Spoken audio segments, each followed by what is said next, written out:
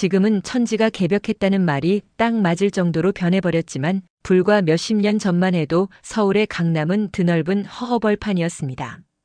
밭과 논이 끝없이 펼쳐져 있고 비가 오면 질퍽이는 흙길이 대부분이었죠. 하지만 1970년대를 지나 80년대에 접어들면서 이곳은 대한민국에서 가장 뜨거운 욕망의 용광로로 변하기 시작했습니다. 돈 냄새를 맡은 사람들이 전국에서 몰려들었고 하룻밤 자고 일어나면 땅값이 2배, 3배로 뛰는 기적이 일상처럼 벌어지던 시절. 오늘 여러분께 들려드릴 이야기는 바로 그 시절. 맨주먹으로 강남 신화의 한복판에 뛰어들어 스스로 여왕이 된 한 여자 차화경에 대한 이야기입니다. 서울의 심장부 테헤랄로가 한눈에 내려다 보이는 최고층 빌딩의 펜트하우스.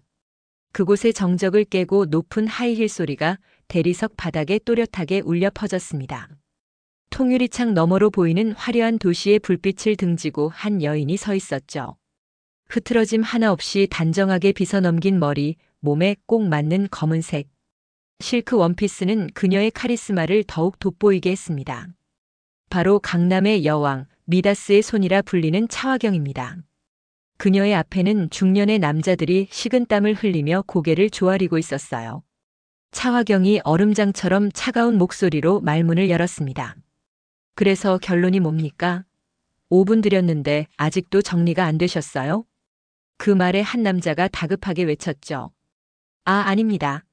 회장님, 저희가 다시 검토해보니 회장님께서 제시하신 조건이 가장 합리적이라는 결론을 내렸습니다. 차화경은 피식 코웃음을 치며 말했습니다. 합리적? 내가 손해보는 장사는 안 하는 사람이라서요. 그 땅 내가 살 겁니다. 계약서에 도장 찍으세요. 시간 없습니다. 차화경의 말 한마디에 남자들은 마치 홀린 듯 서둘러 계약서에 도장을 찍었습니다.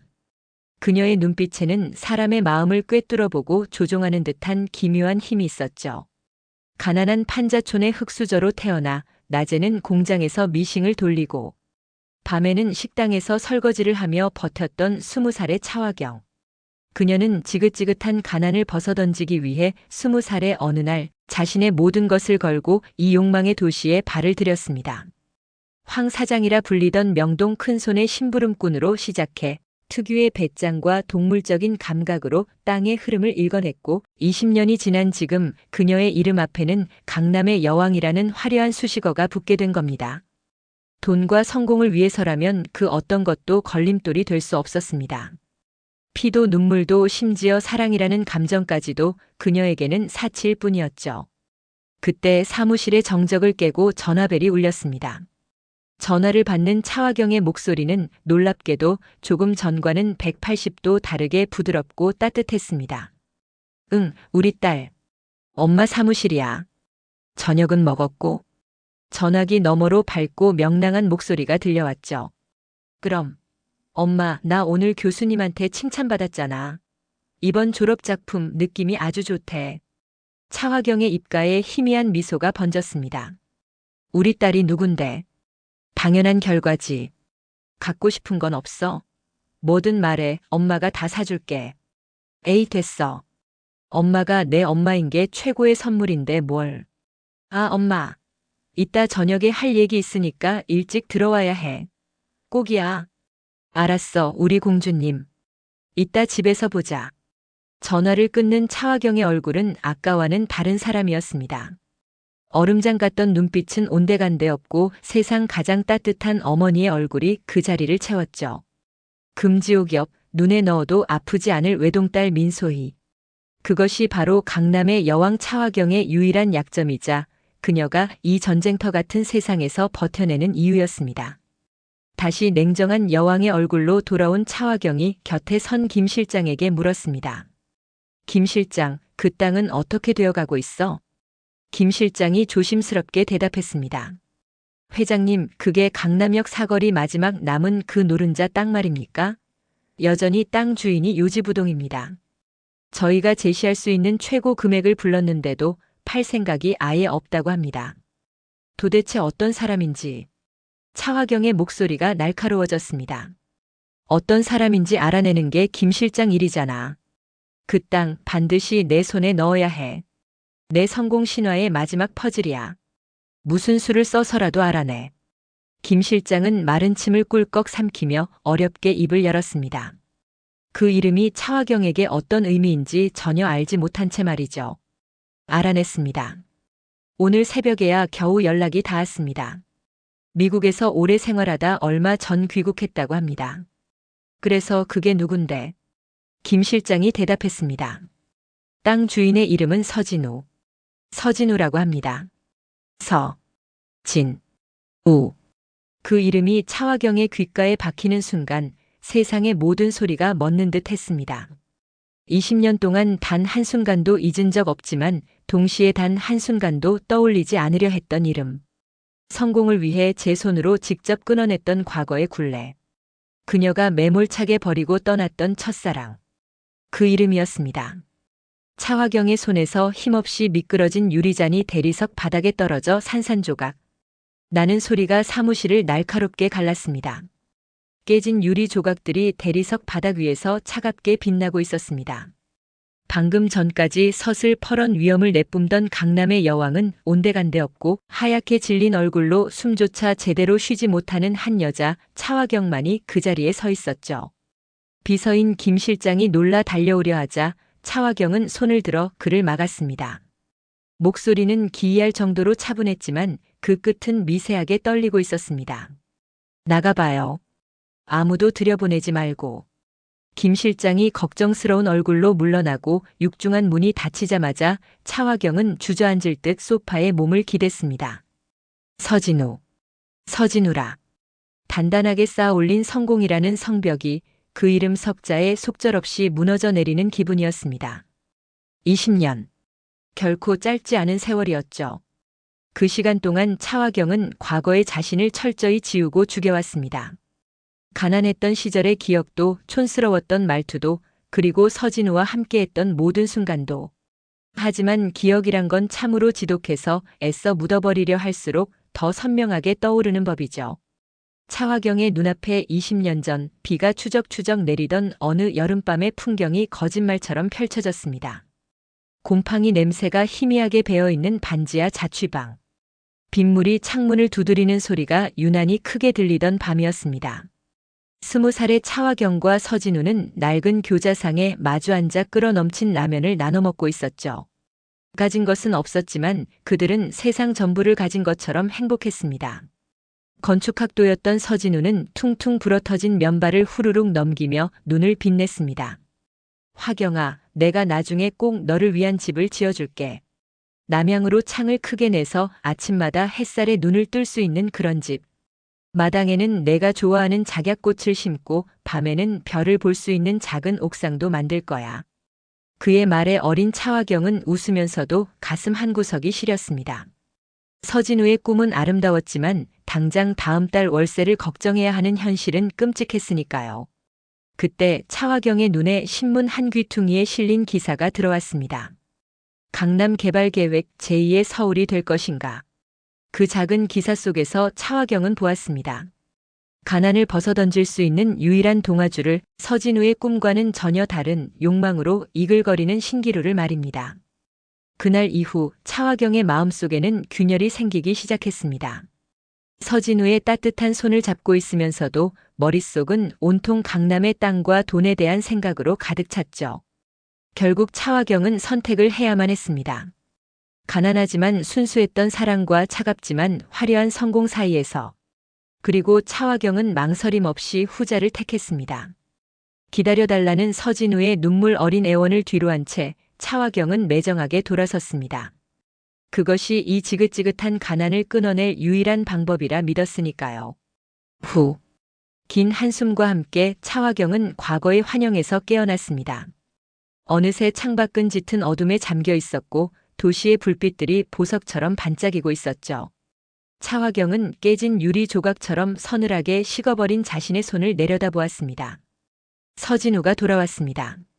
하필이면 자신의 성공 신화의 정점이 될 그 땅을 가지고서. 이건 우연이 아니었습니다. 명백한 의도를 가진 복수. 차화경은 입술을 깨물었습니다. 다시 예전처럼 당하고만 있을 20살의 차화경이 아니었습니다. 그날 밤 무거운 발걸음으로 집에 돌아온 차화경을 딸 민소희가 현관문 앞에서 기다렸다는 듯 환하게 맞았습니다. 엄마, 왜 이렇게 늦었어? 기다렸잖아. 피곤함도 잊은 채 차화경은 딸을 보며 억지 미소를 지었습니다. 일이 좀 많았어. 우리 딸 엄마한테 할 얘기 있다는 게 뭐야? 민소희는 발을 동동 구르며 수줍게 웃었습니다. 그 모습은 사랑에 빠진 영락없는 24살 아가씨였죠. 엄마 있잖아, 나 사랑하는 사람이 생겼어. 순간 차화경의 심장이 쿵 내려앉는 것 같았습니다. 사랑이라는 단어가 오늘따라 유난히 낯설고 아프게 들렸기 때문입니다. 누구니? 아직은 비밀. 곧 정식으로 소개해 줄게. 정말 좋은 사람이야. 따뜻하고 다정하고 엄마도 분명 좋아할 거야. 차화경은 애써 웃으며 딸의 머리를 쓰다듬어 주었지만 머릿속은 다시 복잡해졌습니다. 서진우의 등장만으로도 심란한데 딸의 연애 소식까지.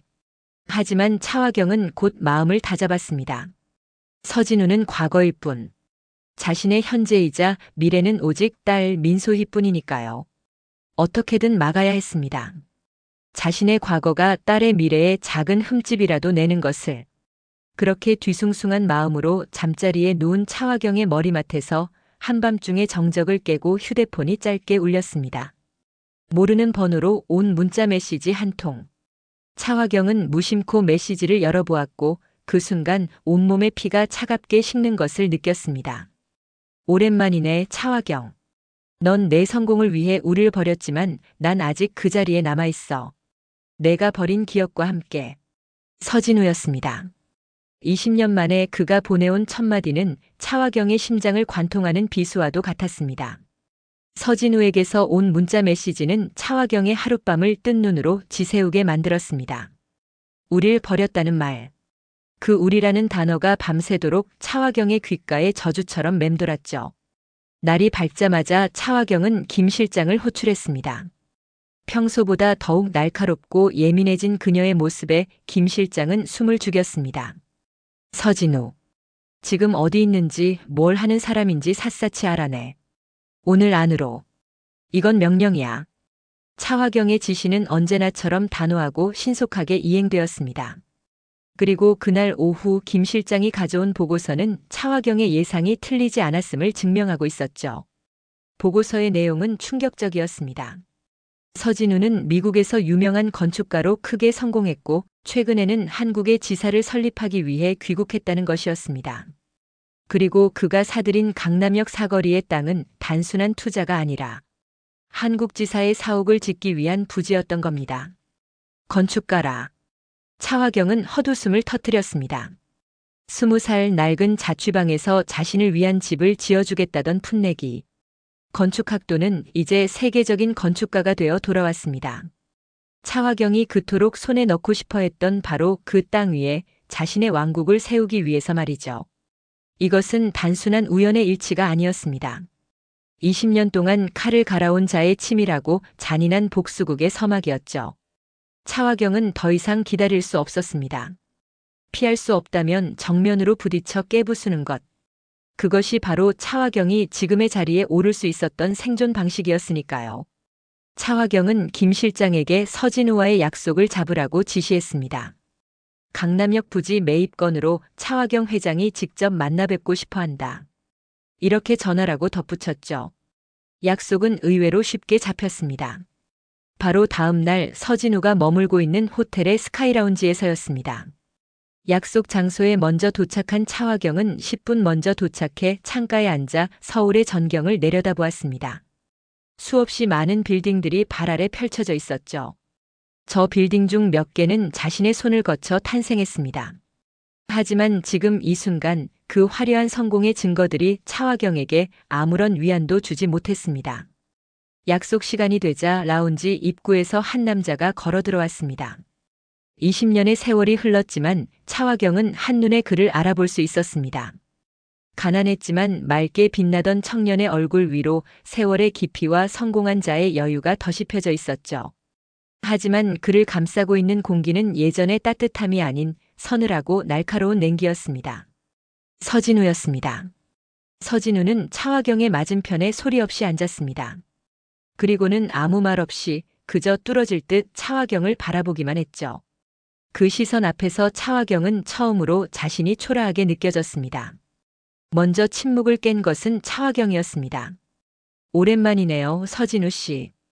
이렇게 다시 만나게 될 줄은 몰랐어요. 서진우의 입가에 차가운 미소가 걸렸습니다. 글쎄, 난 언젠가 반드시 다시 만나게 될 거라고 생각했는데.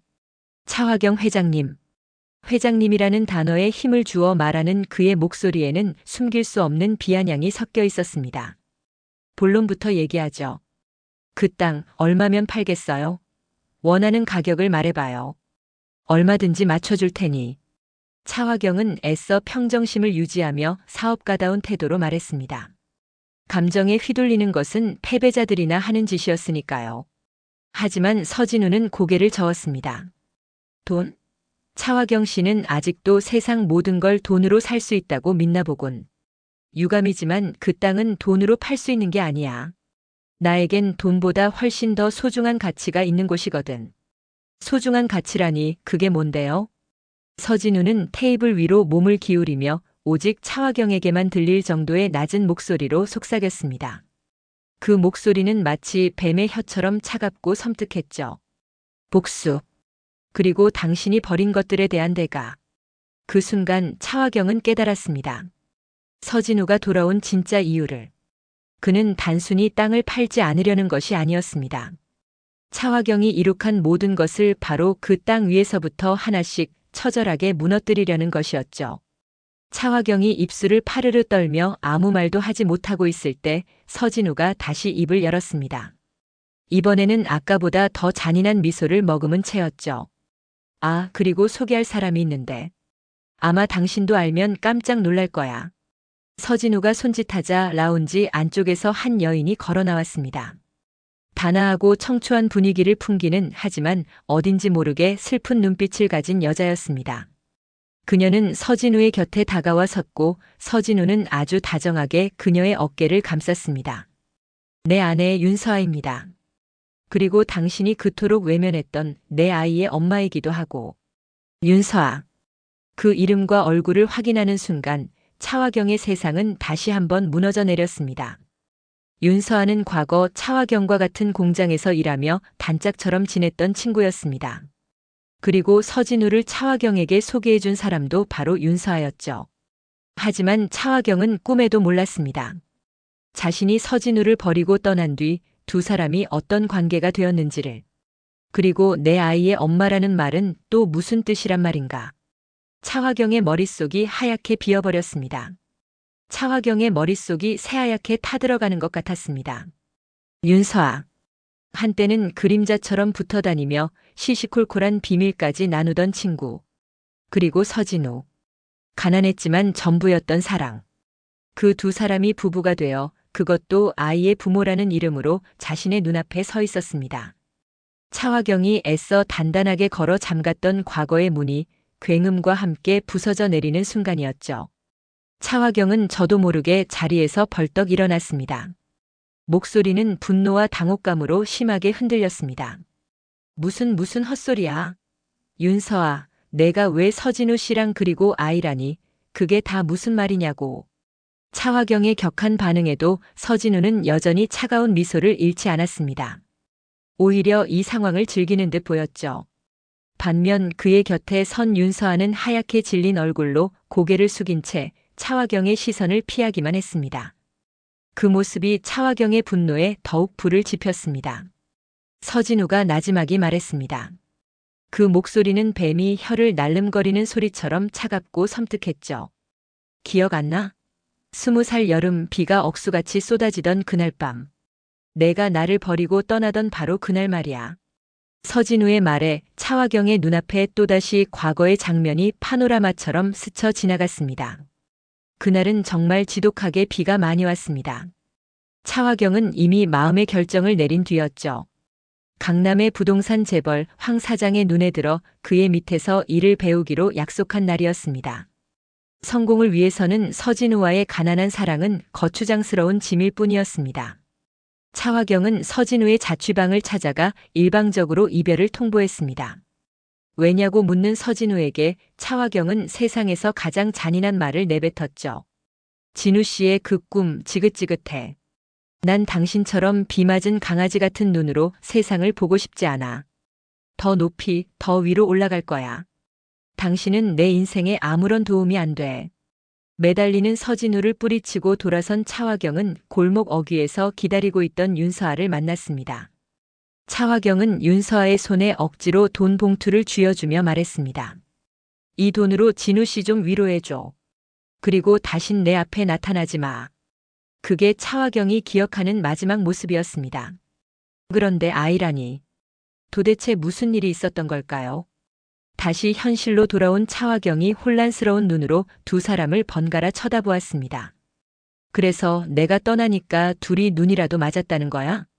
그래서 애까지 낳고 잘 먹고 잘 살았다. 뭐 그런 시시한 복수극이라도 하려는 거야 지금? 차화경은 일부러 더 비꼬는 투로 말했습니다. 어떻게든 이 상황의 주도권을 되찾아야만 했습니다. 하지만 서진우는 기다렸다는 듯 결정적인 한 방을 날렸습니다. 시시한 복수극? 아니, 이건 복수가 아니야. 진실을 되찾는 과정이지. 그리고 그 아이, 너와 내가 아니라 바로 당신과 나, 우리 사이에 있던 아이야. 뭐? 정확히는 당신이 내 아이를 임신한 채 나를 버렸고 그 아이를 낳자마자 쓰레기처럼 내팽개쳤지. 그리고 그 아이를 거두어 키운 사람이 바로 내 아내 윤서아야. 서진우의 말은 천둥소리가 되어 차화경의 뇌리를 강타했습니다. 임신, 출산, 그리고 버려진 아이. 차화경은 아무런 기억도 나지 않았습니다. 그럴 리가 없었습니다. 성공을 위해 앞만 보고 달려온 20년 세월 동안 단 한 번도 그런 일이. 그때 핸드백 속에서 휴대폰이 짧게 진동했습니다. 딸 민소희에게서 온 메시지였습니다. 엄마, 나 오늘 그 사람이랑 데이트해. 엄마한테 빨리 보여주고 싶다. 세상에서 제일 멋진 사람이야. 평소 같았으면 흐뭇하게 미소 지었을 딸의 메시지가 오늘따라 심장을 도려내는 것처럼 아팠습니다. 차화경이 금지옥엽 키운 딸 민소희. 자신의 유일한 자랑이자 전부인 딸. 그런데 지금 서진우는 말하고 있었습니다. 차화경에게 버려진 또 다른 아이가 있다고. 차화경이 파랗게 질린 얼굴로 서진우를 노려보며 간신히 목소리를 쥐어짰습니다. 거짓말이야. 증거 있어? 내게 그런 아이가 있었다는 증거가 어디 있냐고. 서진우는 대답 대신 의미심장한 미소를 지으며 윤서아의 어깨를 더욱 단단히 감싸 안았습니다.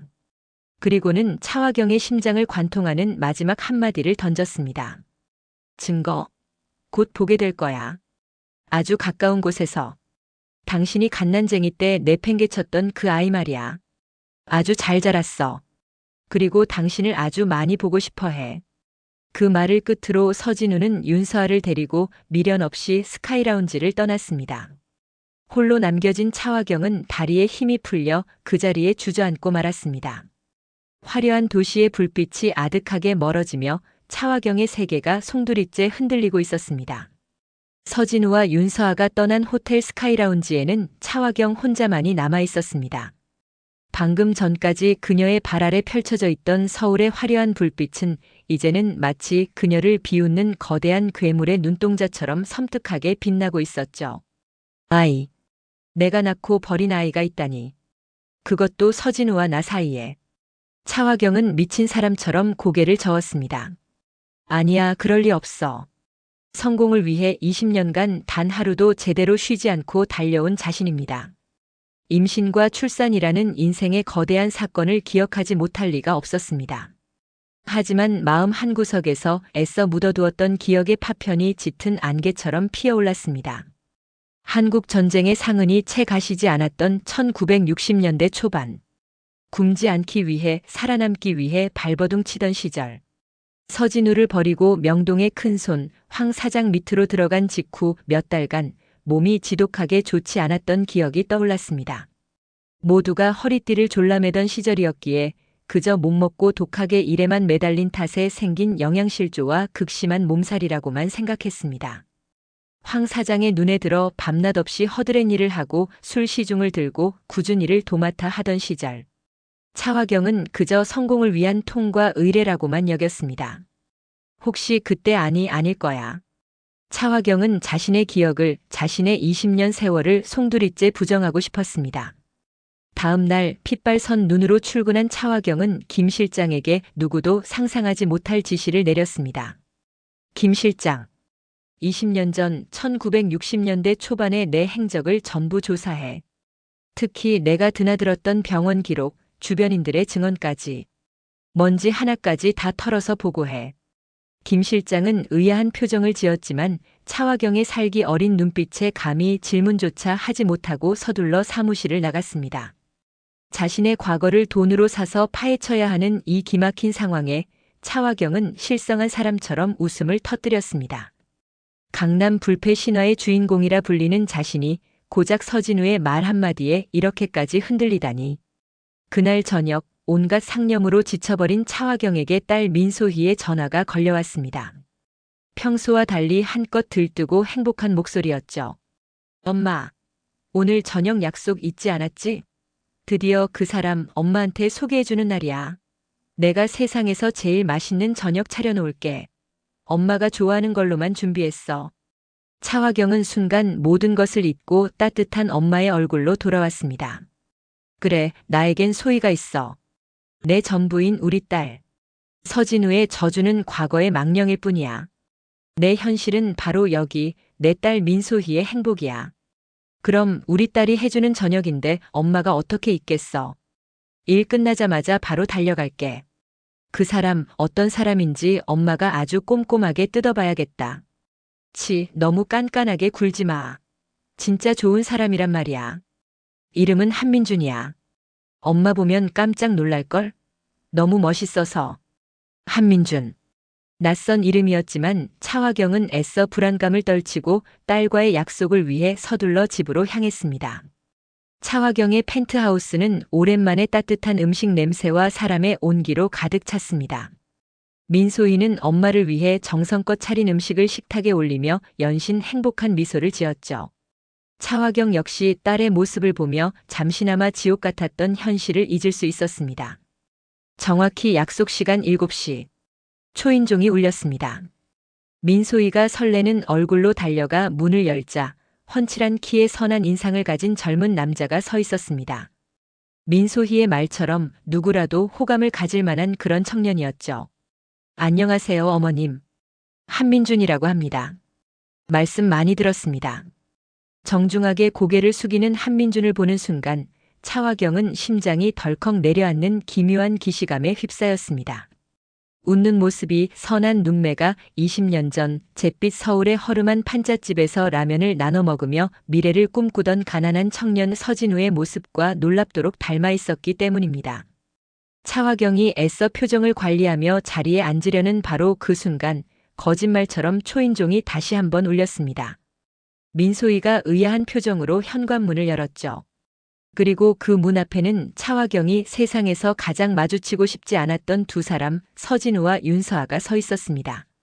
민소희가 놀라 물었습니다. 누구세요? 누구를 찾아오션?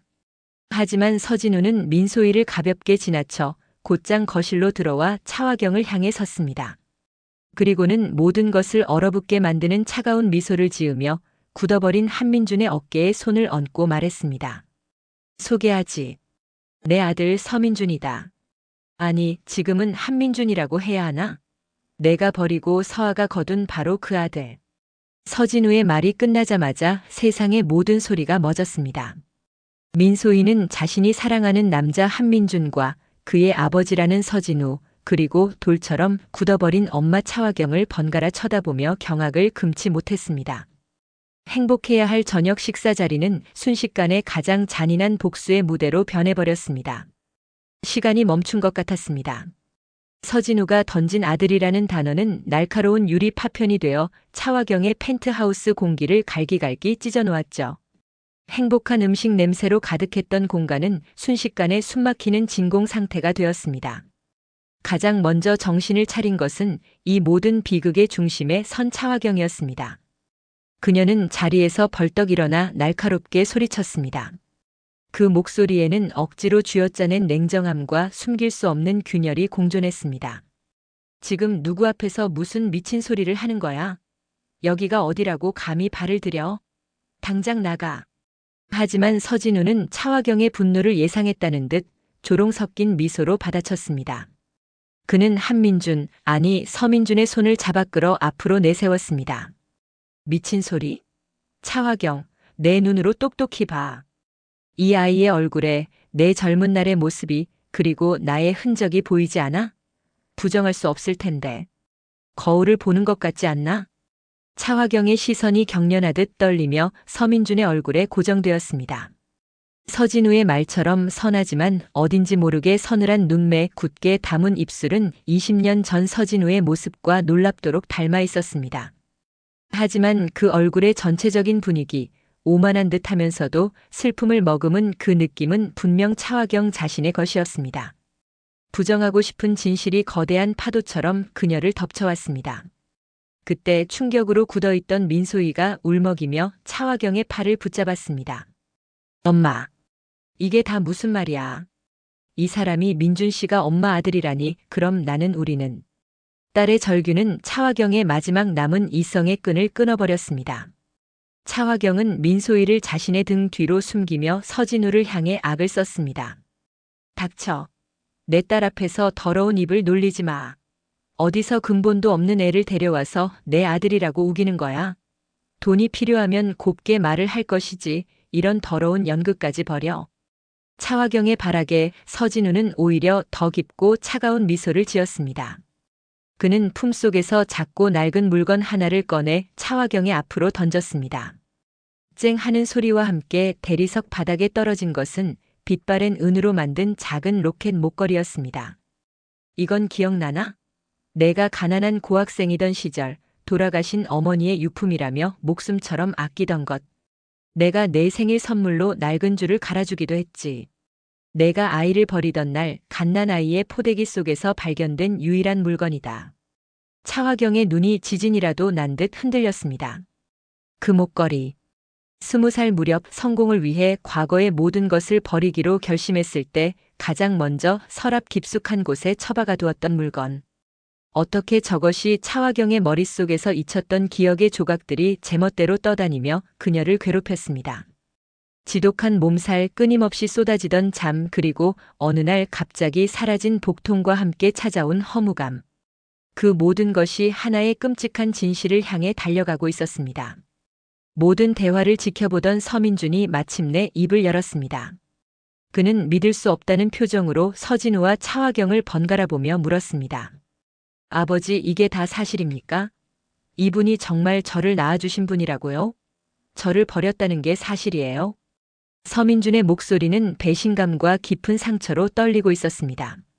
그는 차화경을 자신의 여자친구의 어머니가 아닌 자신을 버린 생모로서 처음으로 마주하고 있었습니다. 그 시선 앞에서 강남의 여왕 차화경은 속수무책으로 무너져 내렸습니다. 나가, 제발 나가줘. 결국 차화경은 무릎을 꿇고 말았습니다. 화려한 펜트하우스의 주인, 모든 것을 발 아래 두었던 그녀가 자신의 과거 앞에, 자신이 버린 아들 앞에 처참하게 무너진 순간이었습니다. 서진우는 그 모습을 만족스럽다는 듯이 내려다보았습니다. 그의 복수는 이제 막 서막을 올렸을 뿐이었습니다. 그는 윤서아와 충격에 빠진 서민준을 데리고 돌아서며 마지막 말을 남겼습니다. 이제 시작일 뿐이야, 차화경. 내가 버린 과거가 내가 이룬 모든 것을 어떻게 집어삼키는지 똑똑히 지켜봐. 내 딸이 사랑하는 남자가 내가 버린 아들이라는 이 잔인한 운명 속에서 말이야. 쾅 하고 현관문이 닫히고 거실에는 차화경과 민소희 단 두 사람만이 남았습니다. 정성껏 차려진 음식들은 온기를 잃은 채 식어갔고 값비싼 식기들은 주인들의 비극을 말없이 비추고 있었습니다. 민소희의 흐느낌과 차화경의 공허한 숨소리만이 텅 빈 공간을 채웠습니다. 차화경이 평생을 바쳐 쌓아 올린 완벽한 성이 산산조각 난 거울처럼 부서져 내리고 있었습니다. 서진우 일행이 남긴 정막을 깬 것은 어린아이처럼 서럽게 터져나오는 민소희의 울음소리였습니다. 바닥에 주저앉아 있던 차화경은 그 울음소리에 겨우 고개를 들었죠. 시선이 닿은 곳에는 딸이 행복해하며 차려놓았던 이제는 싸늘하게 식어버린 음식들이 있었습니다. 그것은 산산조각난 행복의 잔해였습니다. 순간 차화경은 짐승처럼 낮은 신음을 내뱉으며 비틀거리며 일어섰습니다. 그녀는 식탁볼을 거칠게 잡아챘습니다. 와장창 하는 굉음과 함께 값비싼 식기와 음식들이 바닥으로 쏟아져 내렸습니다. 마치 자신의 완벽했던 인생이 무너지는 소리를 직접 확인하려는 듯 그녀는 미친 사람처럼 남은 접시들을 손으로 쓸어 떨어뜨렸습니다. 그 광경을 공포에 질려보던 민소희가 달려와 차화경의 손을 잡으며 울부짖었습니다. 엄마, 제발 그만해. 왜 이래, 무서워. 버려야지, 전부 다 깨끗하게. 차화경은 초점 없는 눈으로 민소희를 보며 중얼거렸습니다. 그 눈빛에 담긴 것은 분노나 슬픔이 아닌 모든 것을 놓아버린 깊은 공허함이었습니다. 민소희는 그런 엄마의 모습에 더 큰 절망을 느끼며 소리쳤습니다. 어떻게 나한테 이럴 수 있어? 어떻게 민준 씨한테 아니, 내 오빠한테 그럴 수가 있냐고. 엄마는 사람이 아니야. 민소희는 차화경의 품에서 벗어나 자신의 방으로 달려가 문을 잠갔습니다. 쿵 하고 닫히는 문소리는 모녀의 관계에 그어진 깊고 잔인한 단절의 선과도 같았습니다. 혼자 남은 차화경은 깨진 접시 파편들 사이에 우두커니 서 있었습니다. 강남의 여왕, 그 화려한 이름 뒤에 숨겨진 추악한 과거가 그녀의 발목을 붙잡고 놓아주지 않았습니다. 같은 시각 서진우의 차 안 역시 무거운 침묵이 흐르고 있었습니다. 서민주는 창밖만 바라볼 뿐 한마디도 하지 않았습니다. 자신의 아버지가 복수를 위해 자신을 칼로 사용했다는 사실, 그리고 사랑했던 여자가 자신의 동생이라는 끔찍한 진실 앞에서 그는 어떤 말도 할 수 없었습니다. 침묵을 깬 것은 윤서아였습니다. 그녀는 슬픔과 안타까움이 가득한 목소리로 서진우에게 말했습니다. 이게 당신이 원했던 그림이에요? 차화경이라는 여자에게 상처를 주기 위해 당신 아들의 심장을 갈기갈기 찢어놓는 거? 민준이와 소희, 저 아이들은 무슨 죄가 있어서 이런 잔인한 운명을 짊어져야 하는 거죠? 윤서아의 질책에 서진우는 굳은 얼굴로 운전대만 잡고 있었습니다. 차화경이 무너지는 모습을 봤을 때의 통쾌함은 잠깐 아들의 고통스러운 얼굴이 그의 마음을 무겁게 짓눌렀습니다. 복수의 끝이 결코 달콤하지 않을 것임을 그는 어렴풋이 예감하고 있었습니다. 그날 밤 차화경은 뜬 눈으로 밤을 새웠습니다. 그리고 동이특이 무섭게 김 실장에게 전화를 걸었습니다. 평소에 위험 있는 목소리는 온데간데 없고 금방이라도 부서질 듯 위태로운 목소리였습니다. 김 실장 조사 어떻게 됐어? 몇 시간 후 김 실장이 무거운 얼굴로 펜트하우스를 찾았습니다. 그의 손에는 낡은 서류 봉투 하나가 들려 있었죠. 차화경은 떨리는 손으로 서류를 받아들었습니다. 그 안에는 20년 전 1960년대 초반의 낡은 병원 기록과 당시 주변 인물들의 증언을 정리한 보고서가 들어 있었습니다. 한 장 한 장 서류를 넘기는 차화경의 눈동자가 절망으로 크게 흔들렸습니다. 기록은 서진우의 말이 모두 사실임을 증명하고 있었습니다. 영양실조와 과로로 입원 그리고 출산. 하지만 보고서의 마지막 장에서 차화경은 전혀 예상치 못했던 문장을 발견했습니다. 그것은 당시 병원에서 일했던 늙은 간호사의 증언이었습니다. 산모 차화경과 출산 후유증으로 사경을 헤맬 때 명동의 큰손이라는 황 사장이 나타나 아이를 데려갔음. 산모가 아이를 원치 않으며 모든 처리를 자신에게 맡겼다고 했음. 아이의 출생 기록을 포함한 모든 서류 처리를 황 사장이 직접 지시하고 마무리함. 황 사장. 자신을 성공의 길로 이끌어준 은인이자 아버지처럼 따랐던 사람. 차화경은 그제야 모든 조각이 맞춰지는 것을 느꼈습니다. 지독했던 몸살, 기억나지 않는 며칠간의 공백, 그리고 아이의 존재를 까맣게 잊게 만든 그 모든 상황 뒤에 황 사장이 있었던 것입니다. 그는 차화경의 성공을 위해 그녀의 발목을 잡을 아이를 처리했고 차화경은 그 사실조차 모른 채 괴물 같은 여자라는 죄책감과 서진우의 복수를 온몸으로 받아내고 있었던 겁니다. 차화경의 손에서 보고서가 힘없이 떨어졌습니다. 그녀는 허탈한 웃음을 터뜨렸습니다. 하하, 그랬구나, 그런 거였어. 그녀는 자신을 버린 것이 아니었습니다. 그녀 역시 거대한 거짓말의 피해자였던 것입니다. 분노가 머리끝까지 치밀어 올랐습니다.